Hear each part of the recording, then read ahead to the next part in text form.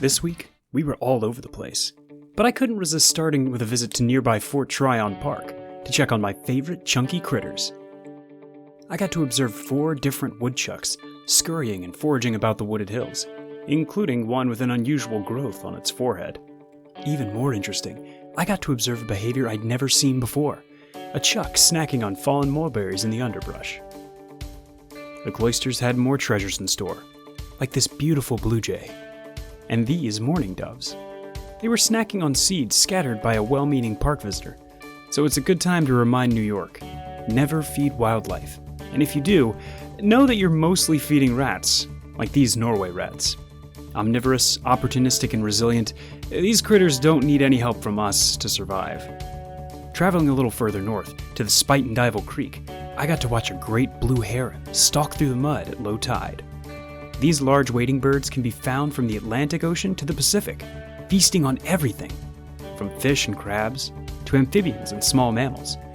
Generally graceful, quick, and still, they can be caught stalking like a dinosaur through muddy flats, looking less than elegant, and moving with surprising speed.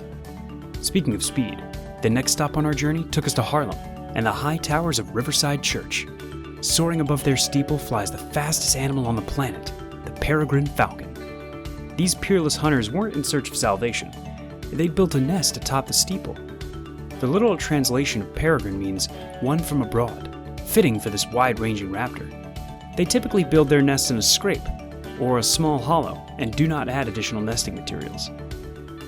This time of year, new nests are fairly rare, but eggs are typically brooded for more than a month, and fledglings can remain in the nest for more than 40 days, making this trio right on schedule.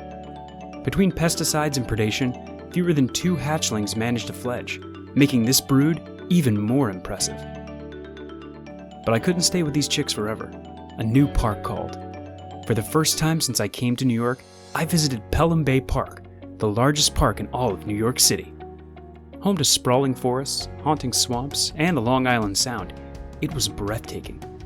I was greeted right away by this northern flicker, the only woodpecker frequently seen on the ground. But I also saw something much less pleasant. Throughout the shorelines of the park, there were signs of human waste, garbage, unrecycled plastics, and fishing paraphernalia. Setting aside areas for wildlife to thrive is a huge step in conservation, but doing our part to keep these areas clean is equally important. Besides, Pelham Bay Park doesn't need any extra fishing gear. They've got one of the world's top fishing birds, the osprey.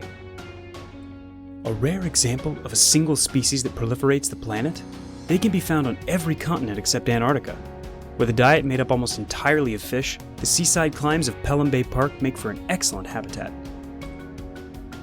Generally monogamous parents that mate for life, they favor building nests high atop structures. In some places, like the Chesapeake Bay, conservationists have erected structures with the sole purpose of incentivizing osprey nesting. In the Bronx, this couple decided to nest atop the Bronx Victory Memorial Column. But these beauties weren't the last thing I saw in the park. Inside Pelham Bay Park, there were some obvious signs of New York's largest land mammal. First, there were tracks in the mud along a game trail. Second, there was scat. None too fresh, but a clear sign they're nearby. Then, at last, I literally just stumbled across one. I'm developing a real talent for this. White-tailed deer. This whitetail's ears were loaded with ticks. A good reminder to maintain a safe distance whenever you're observing. No matter how cute a wild animal may appear, close encounters pose a danger for them and you. Now that we've finally visited Pelham Bay Park, I'm itching to go back. What kind of wildlife do you think we can find there? Be sure to let us know in the comments. And if you like our videos, don't forget to like and subscribe, and we'll see you on the next adventure.